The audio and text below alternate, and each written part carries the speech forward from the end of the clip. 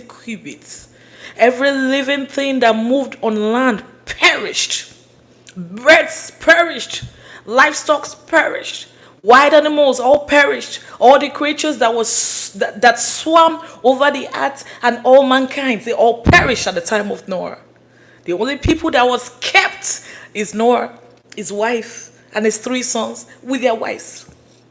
That's Shem, Ham, and Japheth, and the wild animals. So every other thing perished at that time.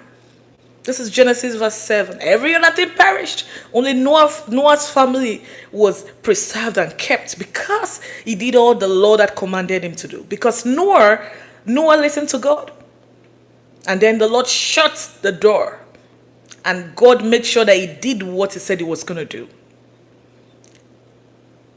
And what we have today is a family of Noah that produced what we have today. So the family of Noah, his wife, his children, there was no children at that time, but his wife his children's wives, they must have been pregnant and got pregnant and they started a new generation of humans. After the first generation was wiped out, that it was only Noah's family that was kept. So it's safe to say we are from that generation because it was a new earth. God made sure that everything he created at that time he took them away. Everything he created at that time was wiped away on the earth. It was only Noah's family that was preserved as human. Noah's daughter-in-laws, Noah's wife, his sons. That is interesting. Now let's go to the chapter 8. The waters flooded the earth for 150 days. 150 days. Please take note of that. This is chapter 7, Genesis chapter 7, verse 24. Genesis chapter 7 is the last verse in Genesis chapter 7 is 24. The last thing that was said there was the waters flooded the earth for 150 days. Don't forget, Moses wrote this book, and the Lord must have told him. It was inspired by God. Moses was not even born at the time all of this happened, but the Lord opened his eyes, and he opened his ears, and he opened his mind, and he let him know what happened years before him. Genesis chapter 8. But God remembered Noah. I love this place.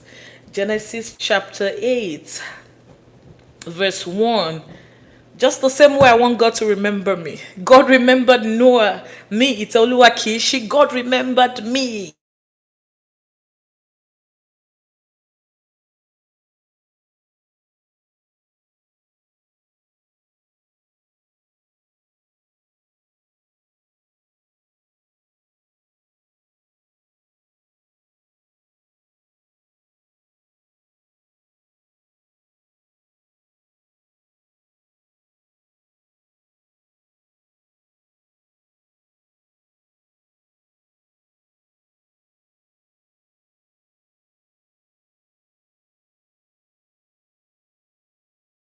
To do.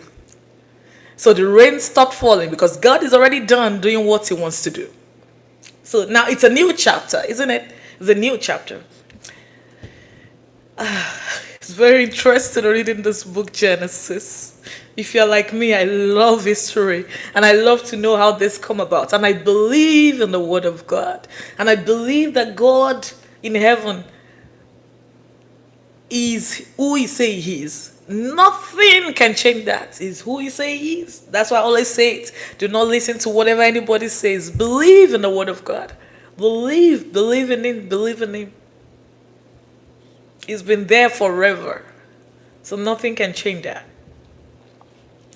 I'm going to take Genesis chapter 8 verse 2. Now the springs of the deep and the floodgates of the heavens had been closed, and the rain had stopped falling from the sky.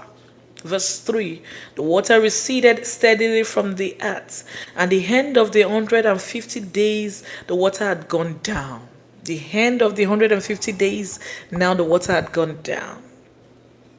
And on the 17th day of the 7th month, the ark came to